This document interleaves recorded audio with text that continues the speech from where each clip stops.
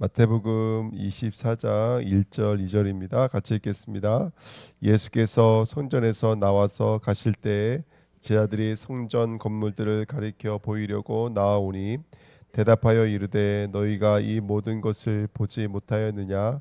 내가 진실로 너희에게 이르노니 돌 하나도 돌 위에 남지 않고 다 무너뜨려 지리라.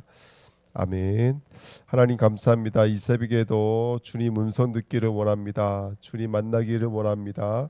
주님과 교제하며 동행하는 시간 되게 하시고 그 음성 따라 우리의 삶이 말씀 성취, 언약 성취의 삶이 되어지도록 이 시간도 성령으로 역사해 주옵소서. 감사드리며 예수 그리스도의 이름으로 기도하옵나이다. 아멘.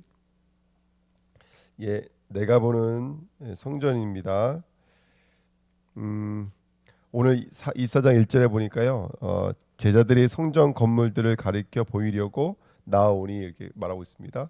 예수님께서 이제 예루살렘 입성하시고 성전을 지나실 때 제자들에게 그 성전을 보이려고 이렇게 나오는 자들이 있었습니다. 왜 갑자기 성전을 보이려고 나왔을까요? 이 사람들이 갑자기 그 이유가 있어요. 그 윗절에 보시면 23장 이 38절에 보시면 보라 너희 집이 황폐하여 버려진 바 되리라 그랬거든요. 이게 집이 성전이잖아요. 너희 성전들이 버려진 바 될 것이다. 황폐하게 될 것이다. 그렇게 말씀하셨거든요. 그렇죠? 그러니까 24장 1절이 뭘로 시작하는 거라면 성전을 보여주려고 했다고요. 성전을 왜 보여주려고 했냐면 이렇게 큰 성전이 망할 리가 있겠습니까? 이렇게 말한 거예요. 그 솔로몬의 성전이 너무나 크고 위대했죠. 근데 성전이 이제 바벨론 포로로 말미암아 망가지고 나서 수르바벨 성전을 세우잖아요. 너무나 적었던 성전이죠. 이스라엘 백성들이 엉 울었어요. 그리고 나서 헤롯이 이스라엘 사람들의 마음을 살려고 졌던 성전은 정말 어마어마한 성전이었죠. 40년 동안 졌고 이 40년 동안 지은 성전도 다 완공이 안 된 걸로 알고 있어요. 80년 동안인가요? 그렇게 성전을 지은 걸로 알고 있거든요. 그러니까 오랜 시간 동안 지은 성전이니까 아마 어마어마했던 것 같아요. 그걸 보이려고 이제 왔습니다. 근데 예수님께서도 2절에 보시면 대답하여 이르시되 너희가 이 모든 것을 보지 못하느냐. 이 보다는 단어가 두 번 나오죠. 네, 제자들이 본다는 단어와 예수가 본다는 단어가 뭔가 다르다는 것을 우리가 알 수가 있습니다. 자, 1번 보십시오. 제자들이 성전 건물을 가리켜 보이려고 나오니 그랬습니다. 제자들이 보이는 것은 과시하다 이런 뜻입니다. 과시하다 또는 제시하다 뭐 이런 뜻이고요. 예수가 보는 것은 블레포입니다. 블레포. 본다라는 것이 여러 가지 의미가 있는데요. 오타노마이 겉으로만 보이는 것, 에이도도 눈에 보이는 것만 보는 것, 블레포는 경험으로 이해하는 것. 이거는 입어보다 먹어보다 쓸 때 쓰는 단어입니다. 블레포 또는 호라오는 영으로 깨달아 아는 것. 예수님께서는 경험해야 한다라는 말씀을 쓰셨습니다. 아마 중요한 의미가 있지 않을까 생각이 들어요. 예를 들어서 예수님께서는 하나님이시잖아요. 그러니까 이스라엘 백성들의 반복되는 삶을 알고 있어요. 노예 포로 속국으로 끌려갈 수밖에 없는 그들의 영적인 삶을 주님께서는 알고 계세요. 너희들이 크게 성전을 졌다 그래서 너희들의 믿음이 과시가 되는 것이 아니라 제시가 되는 것이 아니라 너희들이 여전히 사단의 노예로 포로로 속국으로 끌려가고 있는 모습이 예수님 눈에는 보였던 것 같아요. 예, 자, 그 이야기를 좀 주님께서는 하고 계시고 싶으신 것 같습니다. 자, 2번 마태복음 23장 38절에 보시면 아까 말씀드렸죠. 이 말씀을 하게 시게 된 배경이 바로 예수님께서 마태복음 24장 23장에 주셨던 말씀 때문에 그렇습니다. 자, 근데 우리는 이미 알고 있습니다. 우리 2번에 1번 보시면 마가복음 13장 1절 2절에 예수께서 성전에서 나가실 때에 제자 중 하나가 이르되 선생님이여 보소서 이 돌들이 어떠하며 이 건물들이 어떠하나이까. 예수께서 이르시되 내가 이 큰 건물을 보느냐 돌 하나도 돌 위에 남지 않고 다 무너뜨려지리라 하시니라. 보십시오. 지금 제자들은 특별히 성전에 뭘 두고 말하고 있었냐면 큰 크기의 돌을 두고 말하고 있었어요. 예. 그러니까 돌은 큰 크기의 돌은 힘을 상징하고 강함을 상징하죠. 제가 일본에 갔을 때 그 큰 성을 보고 왔거든요. 오사카에서. 근데 그 성이 돌이 어마어마해요. 근데 돌 하나 크기가 얼마나 크냐면 30평이에요. 30평. 돌 하나 크기가. 최고 큰 크기가 하나가 30평이래요. 상상을 해보십시오. 돌 하나 크기가 30평이면 저희 집보다 큰 거거든요. 그러니까 그런 돌 크기를 재단하고 자르고 다듬어서 그 건물 안으로 끌고 들어왔다면 그 사람의 힘과 능력은 얼마나 대단했겠어요. 얼마나 많은 사람을 움직일 수가 있었고 얼마나 훌륭한 기술과 문화와 문명이 있었겠습니까? 그렇죠? 그러니까 그 큰 크기를 보면서 그것은 사람이 가질 수 있는 힘을 상징하는 것이고 그 사람의 어떠한 능력과 자랑을 상징하는 것들이죠. 예. 또 누가복음에도 21장 5절에 어떤 사람들이 성전을 가리켜 그 아름다운 돌과 헌물로 꾸민 것을 말하며 예수께서 이르시되, 자, 이 사람들 보고 있는 게 뭐예요? 사람의 크기, 사람의 능력, 번영, 사람의 어떤 위대한 업적들, 이런 것들에 대해서 지금 말하고 있는 거예요. 그러니까 이런 것들이 지금 제자들이 보고 있는 기준이 너무나 안타까운 이야기죠. 예, 안타까운 이야기죠. 그래서 3번 보십시오. 성전의 크기는 곧 예수의 말씀이 믿어지지 않는 상태죠. 성전의 크기는, 돌의 크기는 뭐와 반대예요? 예수의 말씀과 반대예요. 진리의 복음과 반대예요. 사람들이 지향하는 크기는 어떤 것이냐면 4번 보십시오. 이 사단이 주는 것들이잖아요. 외식, 외모, 땅의 것, 보암직, 먹음직, 탐스런직, 생활의 염려, 육신의 정욕, 안목의 정욕, 이생의 자랑, 그렇죠? 예, 이게 바로 사탄이 주는 크기예요. 그러니까 그 돌은 그들이 얼마나 자신들이 대단하고 훌륭한지, 얼마나 자기가 자기 힘으로 자기를 보호하고 지킬 수 있는지, 어떻게 보면은 넷비림 시대의 재현이요 바벨탑 시대의 재현이라고 보셔도 될 것 같아요. 예, 그런 영적인 상태예요. 하나님 예수 그리스도가 가시고 있는 길과는 완전히 반대의 길입니다. 그래서 이런 신앙들을 거의 외형적 신앙이라고 그래요. 우리 주안학교의 성도님들이 오늘 이 세배 말씀을 듣는다면 우리는 외형도 중요해요. 외형이 나쁘다는 게 아니에요. 우리가 복음이 들어가면 윤리적, 도덕적, 철학적이 돼야 돼요. 종교적이 돼야 돼요. 열심히 기도해야 되고 더 많이 전도해야 되고 우리가 우리 자신을 정말 사람들이 존경받을 만한 삶으로 우리 자신들을 이게 채찍질하면서 훈련하면서 나가야 되는 것이죠. 그게 필요가 없는 게 아니에요. 외형이 필요가 없는 게 아니에요. 하지만 외형이 외형되려면 뭐가 들어가야 돼요? 우리 23년 전체 내용이 뭐였어요? 속이 바뀌어야 된다고요. 속이 바뀌어야 돼요. 예. 근데 이 사람들은 지금 신앙생활에 있어서 가장 많이 사단이 속이는 것 중에 하나가 뭐냐면 외형이 주가 되게 만들어요. 외형이 주가 되게 만들어요. 제가 이제 어떤 집사님이 저희 교회 갑자기 오셨어요. 예, 오셨는데 아기를 데리고 오셨어요. 그래서 제가 목사잖아요. 그러니까 이 집사님이 아이가 계속 핸드폰만 붙잡고 있으려고 하니까 핸드폰을 계속 뺏으려고 하시는 거예요. 근데 제가 보니까 아이가 핸드폰을 한두 번 한 게 아니에요. 왜 제가 어떻게 할까요? 우리 아이들이 핸드폰을 한두 번 한 게 아닌 게 저도 아니까.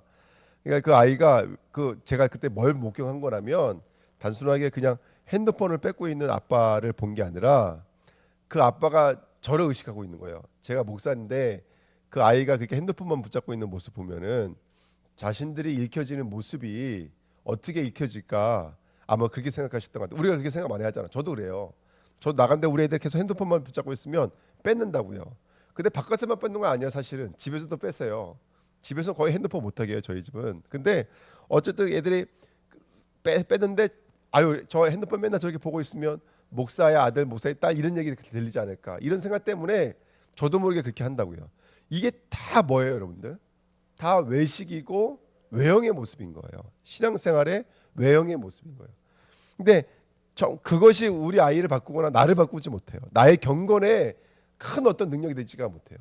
진짜 중요한 것은 뭐냐면 외형의 겉을 바꾸는 것이 아니라 우리 안을 바꿔야 된다는 것이죠. 안이 바뀌어지고 안이 변화되어져야지만이 우리가 승리하게 될 줄 믿습니다. 그래서 자 율법의 겉, 형식, 틀, 외모로 나가고요.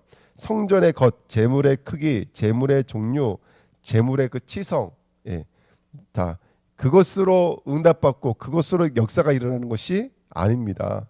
예, 모든 제물은 하나로 규정이 되죠. 예수 그리스도의 십자가로 규정이 되는 것처럼 또 예수의 겉이에요. 많은 사람들이 예수를 닮으십시오, 예수를 닮으십시오 이렇게 말을 합니다. 그 예수의 어떤 정신, 청빈, 인권 닮으라고 그러는데요. 예, 이 겉의 신앙생활입니다. 그러니까 닮아 보여. 이게 신앙생활처럼 보이고 이게 좋은 믿음처럼 보여요. 근데 그렇지 않아요. 우리 속을 바꿔야 돼요. 우리 안을 바꿔야지만이 될 줄 믿습니다. 그래서 하나님께서 오늘 중요한 말씀하세요. 2절 말씀에 대답하여 이르시되 너희가 이 모든 것을 보지 못하느냐, 진짜를 보지 못하느냐, 진짜를 보지 못하느냐. 내가 진실로 진실로 너에게 이르노니 돌 하나도 돌 위에 남지 않고 다 무너뜨려지리라 그랬습니다. 예, 실제로 이스라엘에 지금 보고 있는 이 제자들이 보고 있는 성전들은요, 디도 장군의 로마 디도 장군에 의해서 돌 위에 돌 하나 남지 않고 싹 다 부서집니다. 지금도 이스라엘의 예루살렘의 성전은요, 이슬람한테 뺏겼습니다. 그리고 유대교와 이슬람이 반반씩 나눠서 통고백벽을 기준으로 해서 한쪽은 안쪽, 한쪽은 바깥쪽에서 늘 기도하고 있는 거예요. 그 부서져 있는 벽 한쪽만 바라보면서 기도하고 있는 게 답니다. 지금 12제자가 아마 지금 이 시대에 살고 있다면 자기들이 한 말이 얼마나 참 단순한 것인지, 겉을 중심으로 신앙생활 한다는 것이 얼마나 빈약한 것인지, 얼마나 연약한 것인지 주님은 다시 한 번 더 우리 마음을 움직이고 있습니다.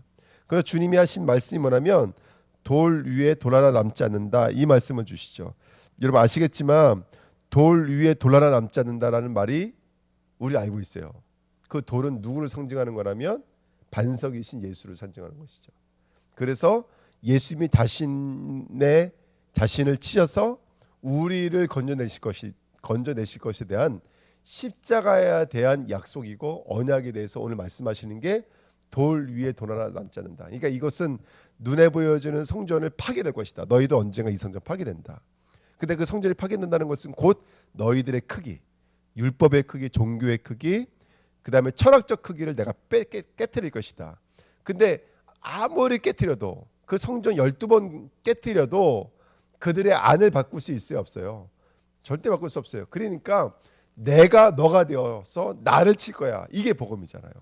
그러면 돌 위에 돌 하나 남지 않는다, 단순하게 예수님이 40년 이후에 있을 그 디도 장군의 예루살렘 어떤 공격에 대한 이야기만이 아니고, 그래 그렇게 죽을 수밖에 없는 우리를 누구를 대속할 거라면 바로 우리를 대속하실 예수님에 대한 이야기입니다.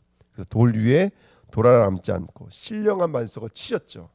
그래서 신령한 반석에서 물이 나왔죠. 그 언약이 저와 여러분들에게 이루어진 것인 줄 믿습니다. 그래서 예수님께서 우리를 위해서 돌 하나 남지 않고 그 십자가 일을 감당하시는 거예요. 우리 3번 보십시오. 2번에 3번 보시면 뒤에 성경 구절 있습니다. 우리 같이 읽겠습니다.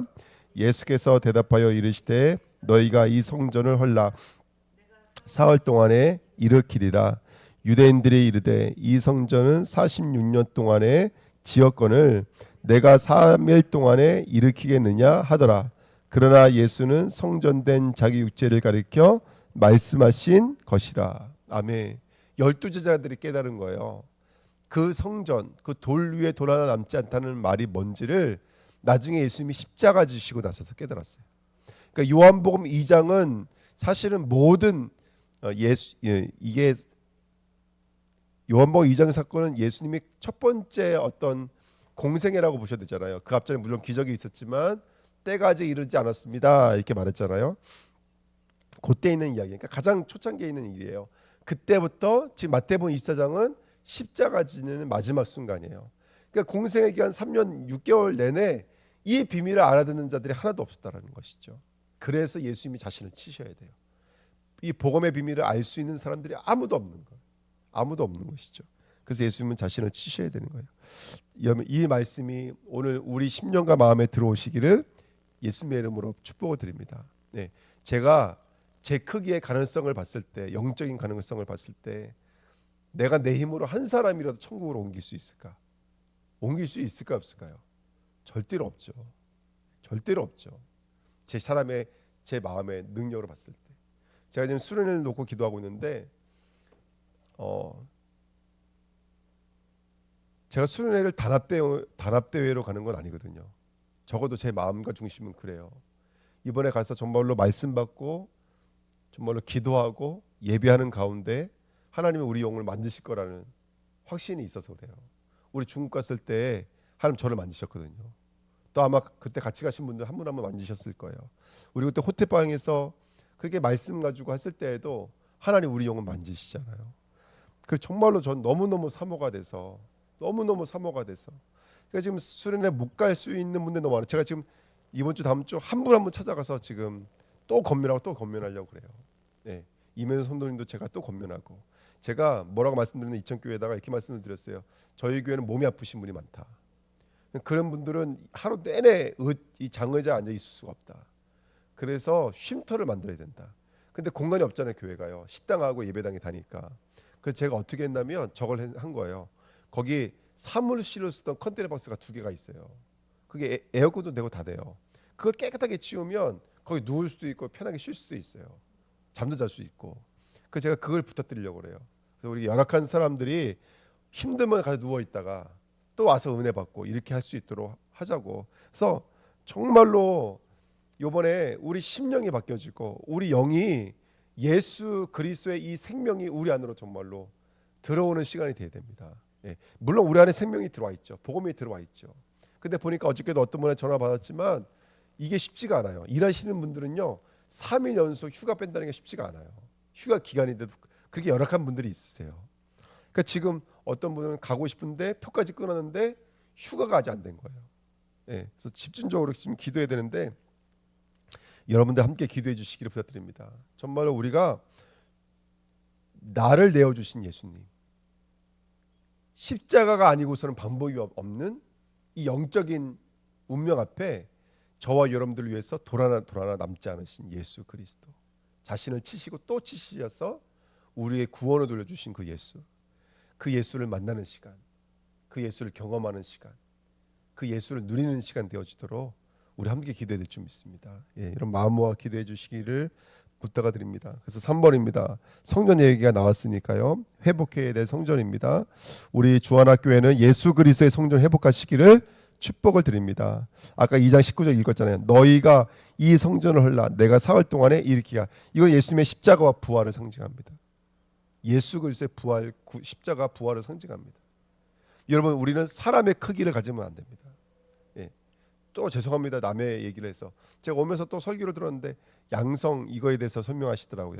근데 그거를 다 신앙의 외형적인 형태로 설명을 하세요. 우리가 섬기는 것이다. 우리가 본받는 것이다.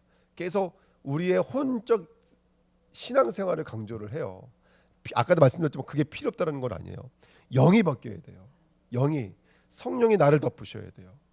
성령이 나를 덮으셔야 돼요. 그것이 영이 오는 방법은 말씀 외에는 없어요. 말씀을 듣고 또 들어야지만이 우리 영이 바뀌어져요. 우리 영이 힘을 얻어요. 예. 제가 제 자신을 보니까 저는 이런 크기가 없어요. 예. 근데 감사한 건 뭐냐면 제가 시간이 지나면 느끼는 거예요. 주저앉고 넘어지고 쓰러져도 말씀이 임하면 또 일어나게 되더라고요. 오뚜기 같아요. 좀 약간 바보같이 보여도 우리가 너무너무 연약하지만 하나님의 은혜가 오니까 또 일어나고 또 일어나고. 그래서 하나님의 은혜로 사는 저와 여러분 되시기를 예수님의 이름으로 부탁을 드립니다. 어저께 유지겐 지사님이랑 같이 현장 갔다 왔거든요. 근데 가니까 현장에서는 정말 이렇게 뭐 진짜 뭐 막노동 같이 일을 하시는 분들이 있어요. 그러니까 몸이 아프니까 이번 주도 주일 예배를 못 나오셨다 그러시더라고요. 그래서 야 정말 현장에 예수 그리스도의 십자가와 부활이 정말로 그들에게 능력이 되지 않으면 안 되겠다. 그러면 이게 면역력이 없어요. 우리는요. 그러면 푹푹 쓰러지고 몸이 아프고 그렇게 되거든요. 저도 이게 이석증이 와서 어저께도 가서 너무 어지러워 앉아 있다만 왔는데 어쨌든 우리가 정말로 하나님의 은혜를 입으시길 축복드립니다. 예, 저한테 은혜를 입으셔야 돼요. 자, 2번입니다. 그러나 예수는 성전된 자기 육체를 가리켜 말씀하신 것이라. 그렇게 예수님이 자신을 이 땅에 내어주실 거예요. 내어주셔야 돼요. 예수가 우리 안에 오셔야 돼요. 할렐루야. 아멘. 예수께서 오신 목적이 바로 자신의 육체를 그 성전으로 삼으셔서 그 성전을 깨뜨리심으로 말미암아 우리에게 주시는 구원입니다. 3번 죽은 자 가운데서 살아나신 후에야 제자들이 이 말씀하신 것을 기억하고 성경과 예수께서 하신 말씀을 믿었더라. 아멘. 그러니까 그 십자가와 부활의 생명이 들어오고 나서야 이 말씀을 하신 예수를 이해하기 시작했다는 것이죠. 참 너무나 귀한 일들입니다. 그래서 참된 성전의 회복은 오직 예수 그리스도의 생명이 저와 여러분들 안으로 들어와야지만이 그때서부터 이 복음은 나의 복음이 되어집니다. 오늘 그 신령한 반석부터 흘러나왔던 그 말씀의 생명수 맞으시기를 축복을 드립니다. 4번 교회의 본질은 그래서 예수가 그리스도이심을 믿고 증거하는 것이죠. 그 그리스도의 십자가와 부활이 내려오지 않는 거예요. 그 손이 내려오지 않는 거예요. 우리의 믿음의 손이 내려오지 않도록 오늘도 하나님께 은혜를 구하는 저와 여러분 되시기를 축복드립니다. 자, 2번 그리스도의 피로 세워진 성전이요. 이게 너무나 성경에서 많이 말하고 있죠. 너희는 너희가 하나님의 성전인 것과 하나님의 성령이 너희 안에 거하시 계시는 것을 알지 못하느냐. 또 에베소 1장에는 또 만물을 그의 발 아래에 복종하게 하시고 그를 만물 위에 교회의 머리로 삼으셨느니라. 교회는 그의 몸이니 만물 안에서 만물을 충만하게 하시는 이의 충만함이니라. 아멘. 네. 또 마태복음 16장 19절에 또 내가 내게 이르노니 너는 베드로라. 내가 이 반석 위에 내 교회를 세우리니 음부의 권세가 이기지 못하리라. 아멘. 또 골로새 1장 18절 그는 몸인 교회의 머리시라. 그가 근본이시요 죽은 자들 가운데서 먼저 나신 이시니 이는 친히 만물의 으뜸이 되려 하심이요. 아멘. 오늘 참된 성전 회복하시기를 축복드립니다.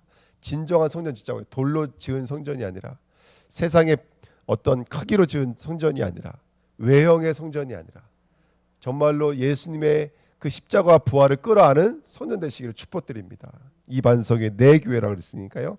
3번 그리스도의 교회로 부름받은 신자들의 삶입니다.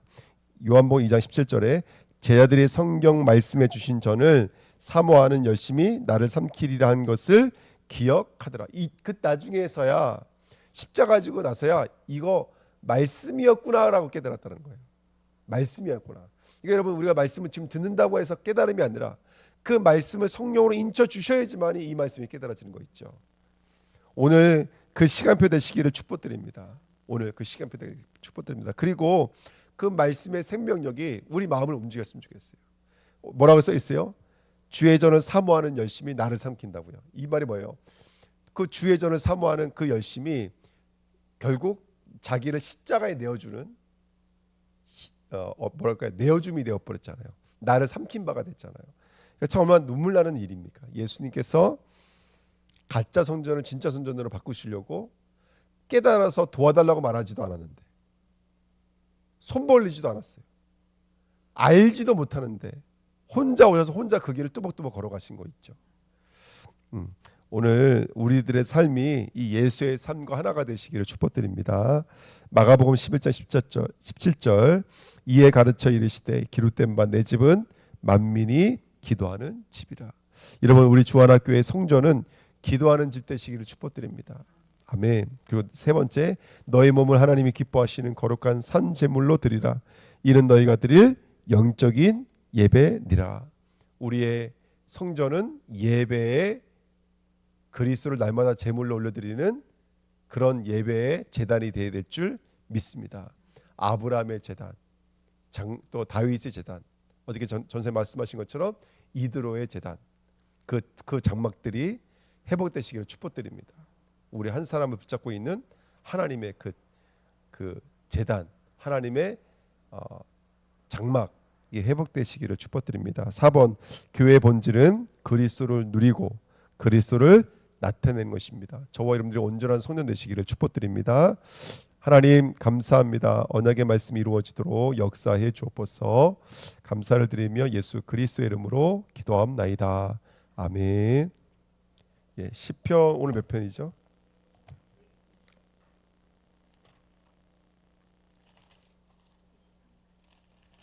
120편에서 123편까지예요. 시편 120부터 123편입니다. 내가 환난 중에 여호와께 부르짖었더니 내게 응답하셨도다.